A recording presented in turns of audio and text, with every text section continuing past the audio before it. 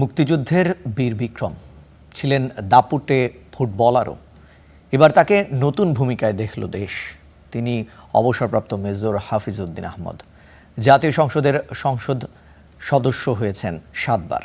এছাড়া পানি সম্পদ, বাণিজ্য এবং মুক্তিযুদ্ধ বিষয়ক মন্ত্রী ছিলেন বিএনপির এই স্থায়ী কমিটির সদস্য। শুরুতে বাঙালি তাকে চিনত 100 ও 200 মিটার দৌড়ে পূর্ব পাকিস্তানের দ্রুততম মানব হিসেবে। এরপর তিনি ফুটবল মাঠে জাতীয় দলের হয়ে খেলতে গেছেন ইরান, তুরস্ক, মিয়ানমারে। ফিফার কাছ থেকে পেয়েছেন centenary order of merit. Mohammedan স্পোর্টিংয়ের 12 বছরের কেরিয়ারে ছিলেন ক্যাপ্টেনও।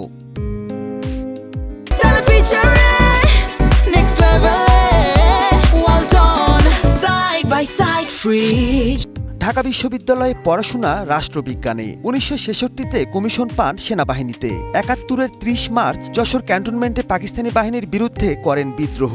কামালপুর যুদ্ধে হন আহত। পরে মেজর জিয়াউর রহমানের নেতৃত্বে দখল করেন সিলেট শহর। এসবের স্বীকৃতি হিসেবে পান বীর বিক্রম খেতাব। সেনাবাহিনী থেকে অবসরের পর আসেন রাজনীতিতে।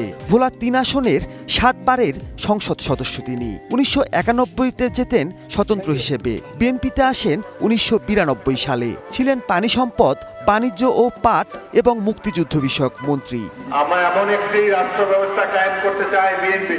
এবার তাকে দেশ দেখল নতুন ভূমিকায়। ত্রয়োদশ জাতীয় সংসদের স্পিকারের দায়িত্ব কাঁধে তুলে নিলেন তিনি। চৌধুরী, মাননীয় মন্ত্রী, পানি সম্পদ মন্ত্রী মাহমুদুল হাসান, স্টার নিউজ।